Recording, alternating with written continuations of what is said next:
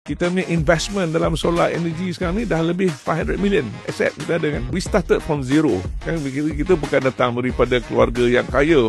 Kita masuk tender solar farm di Melaka, kita menang yang pertama dan seterusnya the rest are history lah. We keep on growing and growing and growing. Kalau tak ada SME Bank, saya ingat saya pun tak ada di sini lah. In fact, the first bank yang bagi pinjaman kepada saya ialah SME Bank. Wow.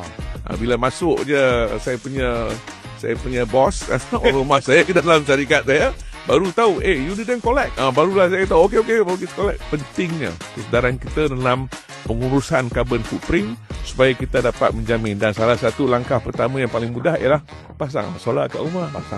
Pasanglah dengan Gani Kencana.